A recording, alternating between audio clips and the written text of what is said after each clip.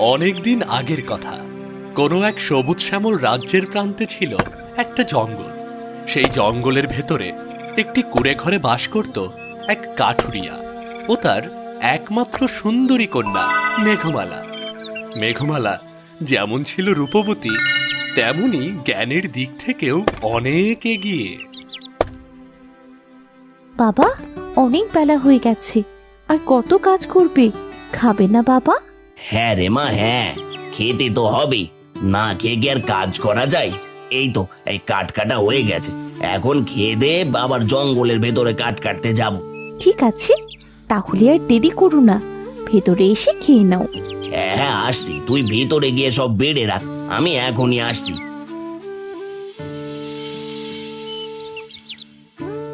পাগল মেয়ে একটা, সব সময় বাবার খেয়াল রাখে। মেয়েটা না থাকলে আমার যে কি হতো।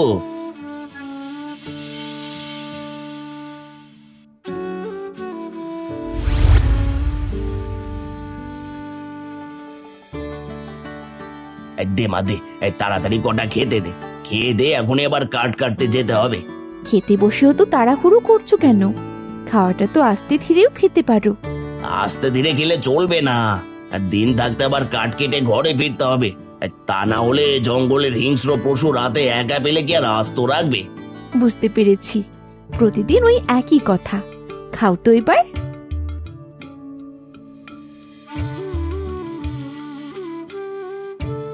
মারে, তোর মা মরার পর দিন থেকে সারাদিন তোকে অনেক কষ্ট করতে হয়। কিসের কষ্ট? শুধু রান্না করা আর কাপড় চোপড় ধোয়া, এতে আবার কষ্ট কিসের? কষ্ট তো তুমি করো বাবা, সারাদিন কাজ কেটে সেগুলো আবার মাথায় নিয়ে বিক্রি করো কি। কিন্তু এগুলো তো মেয়েদের বাপের বাড়িতে থেকে কারোর কথা না, এগুলো শ্বশুর বাড়ি গিয়ে করতে হয়। এখন একটা ভালো ছেলে দেখে তোর বিয়ে দিতে পারলে তবে আমি একটু শান্তি পাই। আমাকে বিয়ে দিয়ে পরের বাড়ি পাঠালে তোমার কি হবে? তোমাকে কি দেখবে? আর ওইসব বিয়েটা আমি করব না। তাই বললে কি হয়? মেয়েদের তো শ্বশুর বাড়ি যেতেই হবে। খবরদার বাবা, আমার বিয়ের কথা একদম বলবে না। আমি বিয়ে করব না, আমি তোমাকে ছাড়া থাকতে পারবো না বাবা। আর ঠিক আছে ঠিক আছে, আর বলবো না, আমার খাওয়া হয়ে গেছে। এবার আমি তাহলে আসি। ঠিক আছে যাও, কিন্তু দিন থাকতেই ফিরে এসো। হ্যাঁ হ্যাঁ, দিন থাকতেই ফিরে আসবো।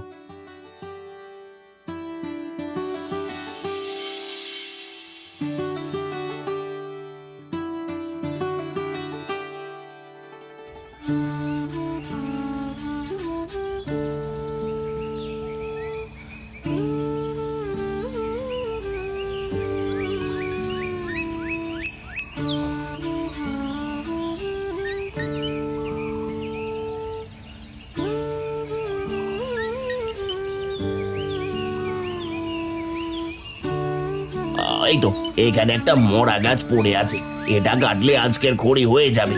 এটাই কেটে নিয়ে যাই।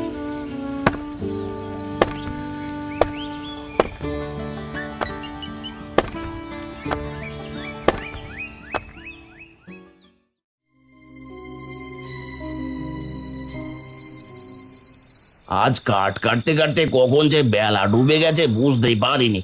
এদিকে চারপাশে শুধু হিংস্র প্রাণীদের ডাক শোনা যাচ্ছে। জানি না আজ সুস্থভাবে বাড়ি ফিরতে পারবো কিনা।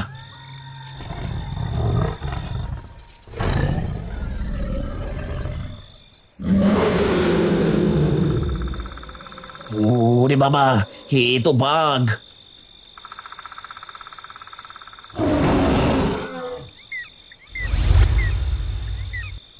রে বাবা, কোনো মতে জানটা হাতে নিয়ে পালিয়ে এসেছি, কিন্তু এত রাতে কোথায় যাই? এখন তো এই জঙ্গলে কোনো রাস্তাও চেনা যাবে না। আর তাহলে বাড়ি যাব কিভাবে? ওদিকে বাড়িতে মেয়েটা একা রয়েছে, না জানি মেয়েটা কত চিন্তা করছে। ওই তো ওই তো, ওখানে আলো দেখা যাচ্ছে, আর তার মানে ওখানে মানুষ আছে। আলোটা বেশি দূরে নয়, ওখানে গেলে কাউকে না কাউকে পেয়েই যাব। আর যাই যাই, ওখানে যাই, তাহলে রাতটা নিশ্চিন্তে কাটাতে পারবো। এত রাত হয়ে গেল, বাবা তো এখনো এলো না। কখনো তো এত রাত করেননি, বাবা কোনো বিপদে পড়লো না তো? বাবার কিছু হলে একাই জঙ্গলে কিভাবে থাকবো? হে আল্লাহ, তুমি আমার বাবাকে সুস্থ রেখো।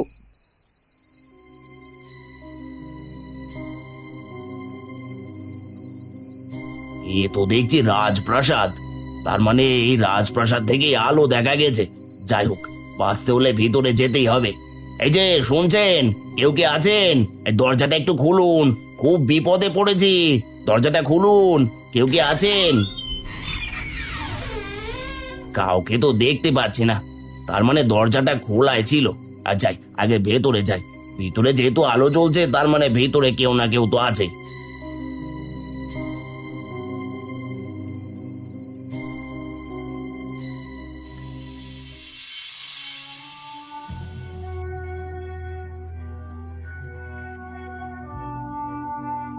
এ তো দেখছি পরিত্যক্ত রাজমহল। তার মানে এখানে কোনো রাজা থাকে না, শুধু এই সাধু বাবা থাকে। হ্যাঁ, শুধু আমি এখানে থাকি। কিন্তু তুই এখানে এসেছিস কেন? বাবা, আমি এক গরিব কাঠুরিয়া। বনে কাঠ কাটতে কাটতে রাত হয়ে গেছিল, রাস্তায় বাঘের তার আগে এখানে একটু আশ্রয়ের জন্য এসেছি। ঠিক আছে, তুই এখানে থাকতে পারিস, কিন্তু একটা শর্ত আছে। কি শর্ত বাবা? কাল বাড়িতে গিয়ে প্রথমে যা দেখবি সেটা আমাকে দিয়ে যাবি। মনে রাখবি, সেটা আমার। আমার বাড়িতে গিয়ে আর কি দেখবো? হয়তো আমার ভাঙা কুড়ে ঘর, আর না হয়তো পড়ে থাকা পাথর। এটা সাধু বাবা নিলে নেবে। ঠিক আছে সাধু বাবা, আমি আপনার শর্তে রাজি। আর তবু আজকের রাতটা আমাকে এখানে থাকতে দিন। ঠিক আছে, ভেতরে চল, তোর থাকা খাওয়ার ব্যবস্থা করছি।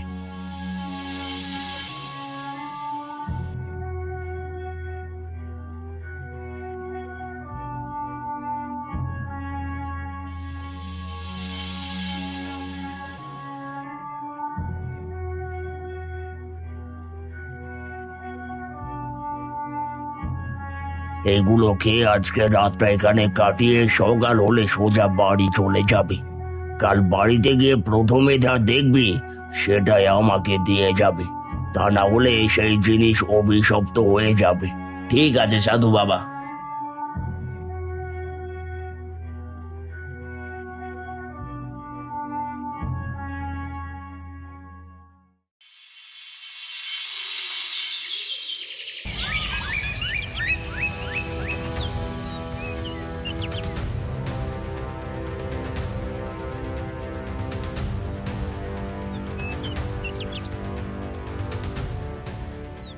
পরের দিন যখন গরিব কাঠুরিয়া তার বাড়িতে চলে আসে, তখন সে প্রথমে তার বাড়িতে তাকাতেই মেঘমালাকে দেখতে পায়। মেঘমালাকে দেখে কাঠুরিয়ার মাথায় আকাশ ভেঙে পড়ে। সঙ্গে সঙ্গে কাঠুরিয়া কান্না করতে শুরু করে। হায় হায় হায়, এ আমার কি সর্বনাশ হলো, আমার কি সর্বনাশ হলো গো! আমি কেন প্রথমে আমার মেয়েকে দেখতে পেলাম? হায় হায় হায়, আমার এ কি সর্বনাশ হলো! বাবা, কি সর্বনাশ হয়েছে? এভাবে কাঁদছো কেন? তুমি সারা রাত কোথায় ছিলে বাবা? মারে, যান বাঁচানোর জন্য আমি সারা রাত এক সাধুর হেফাজতে ছিলাম। সাধু আমাকে শর্ত দিয়েছিল, সেখানে থাকতে হলে সকালে আমার বাড়ির মধ্যে তাকিয়ে প্রথমে যা দেখতে পাবো সেটা সাধুকে দিয়ে দিতে হবে। কিন্তু আমি তো তোকেই প্রথম দেখেছি। এসব কি বলছো? তুমি কি এটা বলে সাধুকে কথা দিয়েছো? হ্যাঁ রে মা, কথা দিয়ে এসেছি। কিন্তু তুই চিন্তা করিস না, প্রয়োজন হয় আমি সাধু বাবার হাতে পায়ে ধরে তার কাছ থেকে তোকে ভিক্ষে চাইবো। না বাবা, তুমি যখন কথা দিয়েছো, আমাকে তো যেতেই হবে। চলো, এক্ষুনি ওই সাধুর কাছে চলো। কিন্তু মা। কোনো কিন্তু নয়। তুমি আমাকে হারানোর ভয় করছো, এই তো? তিনি যদি সত্যিকারের সাধু হয়ে থাকে, তাহলে সে কোনো দিন আমার ক্ষতি করবে না। চলো বাবা। ঠিক আছে, তাহলে চল।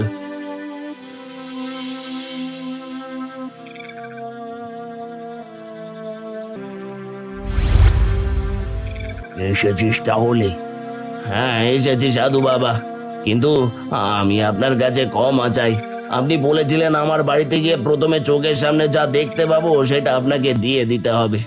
কিন্তু আমি প্রথমে আমার মেয়েকে দেখতে পেয়েছি, আর আমার একমাত্র মেয়েকে আমি দিতে চাই না। আপনি আমায় ক্ষমা করুন। তা বললে তো হবে না, তুই আমাকে কথা দিয়েছিস। এখন যদি কথা না রাখিস তাহলে তোর বড় ক্ষতি হয়ে যাবে। তুই তোর মেয়েকে একেবারে চিরতরের জন্য হারিয়ে ফেলবি। না সাধু বাবা, না। আমার বাবা যখন আপনাকে কথা দিয়েছে, তাই আমি তার কথা রাখবো। বলুন, আমাকে কি করতে হবে? তুমি অপরূপ সুন্দরী, তোমার রূপের তুলনা হয় না। তোমাকে যদি কোনো রাজকুমার দেখে তাহলে সেটা রাজ্যের বিনিময় হলেও তোমাকে পাওয়ার চেষ্টা করবে। এবার তোমার রূপের সাথে তোমার বুদ্ধির পরীক্ষা দিতে হবে। তুমি যদি আমার প্রশ্নের সঠিক উত্তর দিতে পারো তাহলে আমি তোমাকে মুক্ত করে দেব, আর যদি না পারো তাহলে তোমাকে সারা জীবন আমার সেবিকা হয়ে থাকতে হবে। না সাধু বাবা, আপনি আমার ছোট্ট মেয়েটাকে এমন কঠিন প্রশ্নের সম্মুখীন করবেন না। আপনি ওকে ক্ষমা করে দিন, আমাদেরকে যেতে দিন। না, আপনি প্রশ্ন করুন, আমি আপনার প্রশ্নের উত্তর দিতে প্রস্তুত। আমার প্রথম প্রশ্ন, এই বিশাল পৃথিবীতে সবচেয়ে মূল্যবান জিনিস কি? সময়। সময় হলো সবচেয়ে বেশি মূল্যবান, যা একবার চলে গেলে আর ফিরে আসে না। বাহ, তোমার উত্তরটি সঠিক হয়েছে। এবার দ্বিতীয় প্রশ্ন, সবচাইতে শক্তিশালী কোন জিনিস? ভালোবাসা, কারণ ভালোবাসা ঘৃণা আর বিদ্বেষকে জয় করতে পারে। বাবা বাবা, অতি উত্তম। এবার শেষ প্রশ্ন, কোন জিনিস মানুষকে সুখ ও তৃপ্তি দেয়? অন্যের মুখে হাসি ফোটানো, কারণ অন্যের মুখে হাসি ফুটিয়ে যে সুখ আর তৃপ্তি পাওয়া যায় তার কিছুতেই পাওয়া যায় না।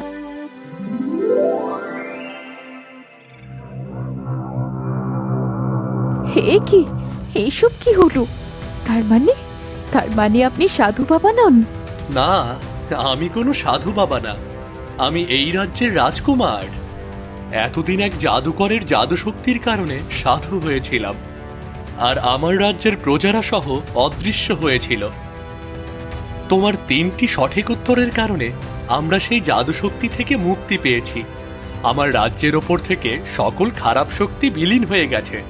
তুমি প্রমাণ করে দিয়েছ তুমি শুধু অপরূপ সুন্দরী না, তার সাথে অধিক জ্ঞানী। তুমি চাইলে আমার রানী হয়ে থাকতে পারো। না রাজকুমার, আপনি হলেন এই রাজ্যের রাজকুমার, আর আমার মেয়ে হলো সামান্য কাঠুরিয়ার মেয়ে। আপনার সাথে আমাদের কি যায়? এ কি বলছেন আপনি? আপনার মেয়ের মধ্যে যে গুণ আছে তা হয়তো অনেক রাজকুমারীর মধ্যেও নেই। আর আমার কাছে কোনো ধনী গরিবের ভেদাভেদ নেই। তাছাড়া আপনার মেয়ের জন্যই আমরা মুক্ত হতে পেরেছি। তাই আমি চাই আপনার মেয়ে এই রাজ্যের রানী হয়ে থাকুক। তখন কাঠুরিয়া আর রাজকুমারকে না বলতে পারে না। এরপর রাজকুমার মেঘমালাকে তার রানী বানিয়ে সুখে শান্তিতে বসবাস শুরু করে। সেই সাথে সেই রাজ্য আবার খুশিতে ভরে ওঠে।